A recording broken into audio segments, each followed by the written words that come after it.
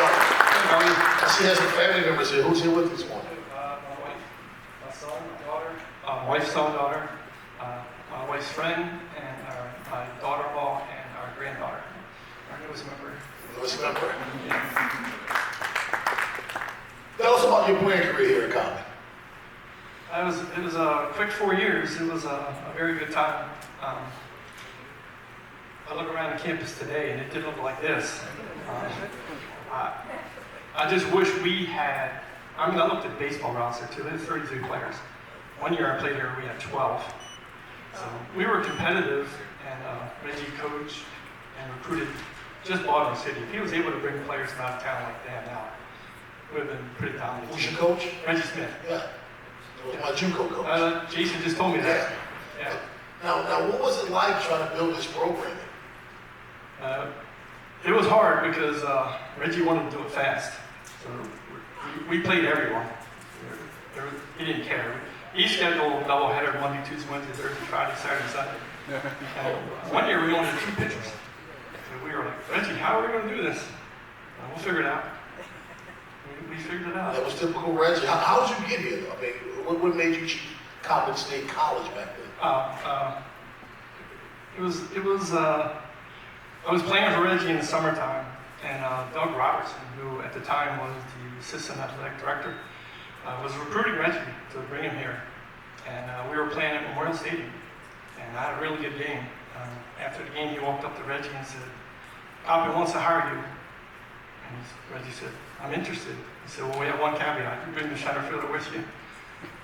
So Reggie came and asked me, and at first I was like, I don't think so, Reggie.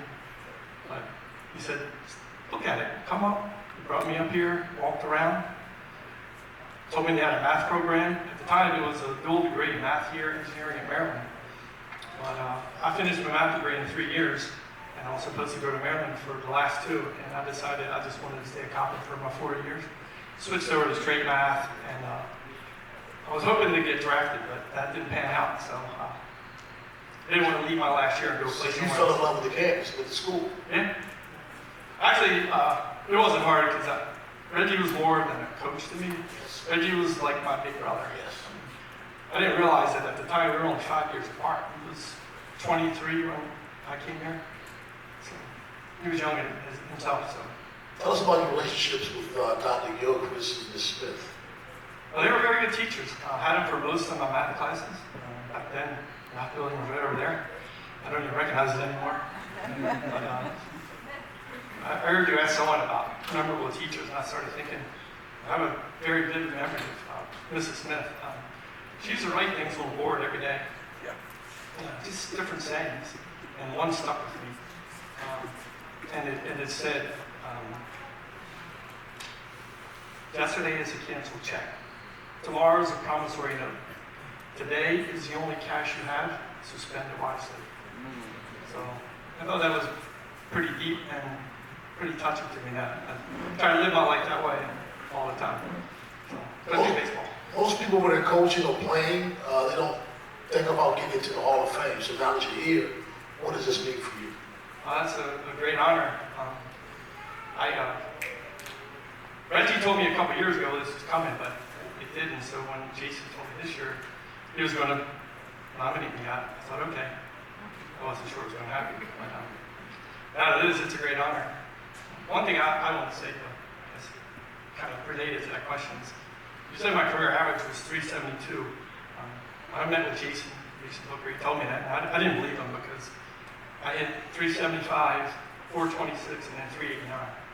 So that's a 396 career average. And no way I'm going to hit 372. My last year, Reggie came to me and said, I need you to move to 5th spot. Our 4th hitter was getting pitched around all the time.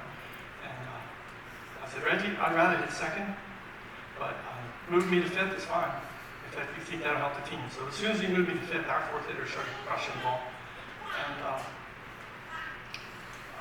I started struggling because I've seen different pitches bat 5th and 2nd. And I didn't really think about that until I met with Jason. And I went and looked at my numbers my 2nd and 3rd year, 426 and 389. There's a good reason for those elevated numbers. I batted behind Jason, I batted in front of Willie. So pitchers, I saw a lot of fastballs. Jason, probably the best base stealer I ever played with. And Willie Fields is hands down the best player, best hitter I've ever played against or with.